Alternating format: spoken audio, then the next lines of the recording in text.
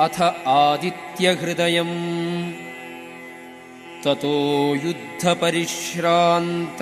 समरे चिन्तया स्थितम् रावणं चाग्रतो दृष्ट्वा युद्धाय समुपस्थितम् दैवतैश्च समागम्य द्रष्टुम् अभ्यागतो रणम् उपगम्याब्रवीद्रामम् अगस्त्यो भगवान् ऋषिः राम राम महाबाहो शृणु गुह्यं सनातनम्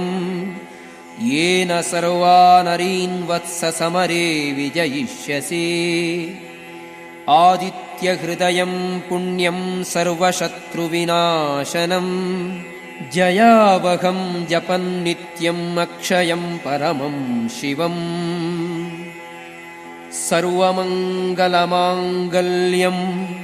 सर्वपापप्रणाशनम् चिन्ताशोकप्रशमनम् आयुर्वर्धनमुत्तमम् रश्मिमन्तं समुद्यन्तं देवासुरनमस्कृतम् पूजयस्व विवस्वन्तं भास्करं भुवनेश्वरम् सर्वदेवात्मको ह्येष तेजस्वी रश्मिभावनः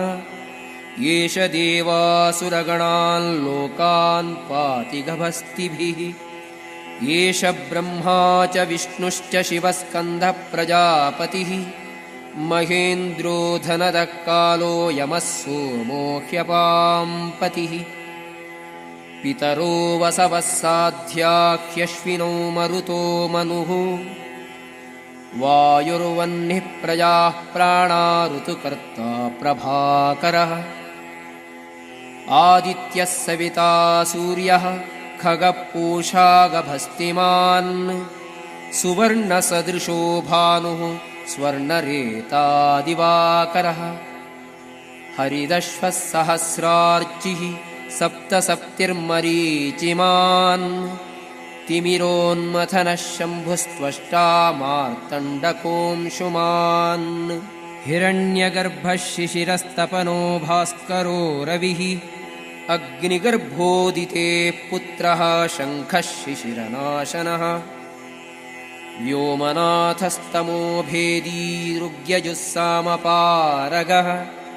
घनवृष्टिरपां मित्रो विन्ध्यवीथीप्लवङ्गमः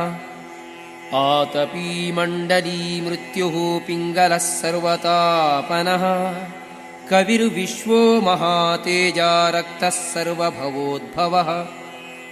नक्षत्रग्रहताराणाम् अधिपो विश्वभावनः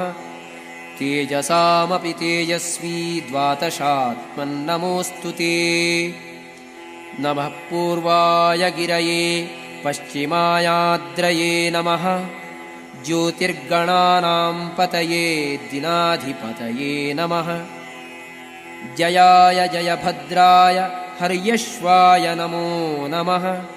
नमो नमः सहस्रांशो आदित्याय नमो नमः नम उग्राय वीराय सारंगाय नमो नमः नमः पद्मप्रबोधाय मार्तण्डाय नमो नमः ब्रह्मेशानाच्युतेशाय सूर्यायादित्यवर्चसे भास्वते सर्वभक्षाय रौद्राय वपुषे नमः तमोघ्नाय हिमघ्नाय शत्रुघ्नायामितात्मने कृतघ्नघ्नाय देवाय ज्योतिषां पतये नमः तप्तचामीकराभाय वह्नये विश्वकर्मणे नमस्तमोभिनिघ्नाय रवये लोकसाक्षिणे नाशयत्येष वैभूतं तदेव सृजति प्रभुः पायत्येष तपत्येष वर्षत्येष गभस्तिभिः येष सुप्तेषु जागर्ति भूतेषु परिनिष्ठितः येष चैवाग्निहोत्रं च फलं चैवाग्निहोत्रिणाम्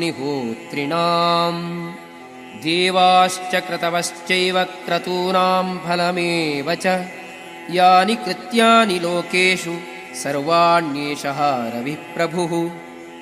येनमापस्सु कृच्छ्रेषु कान्तारेषु भयेषु च कीर्तयन् पुरुषः कश्चिन्नावसीदति राघव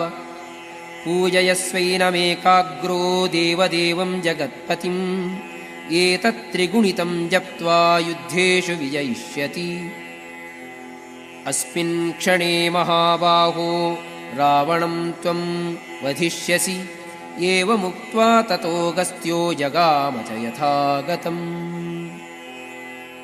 एतच्छ्रुत्वा महातेजा नष्टशोकोऽभवत्तदा धारयामास सुप्रीतो राघवप्रयतात्मवान् आतिथ्यं प्रेक्ष्य जप्त्वा तु परं हर्षमवाप्तवान्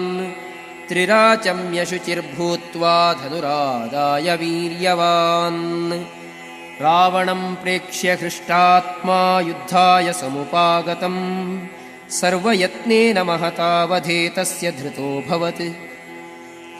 अथ रविरवदन्निरीक्ष्य रामम् मुदितमनाः परमं प्रहृष्यमाणः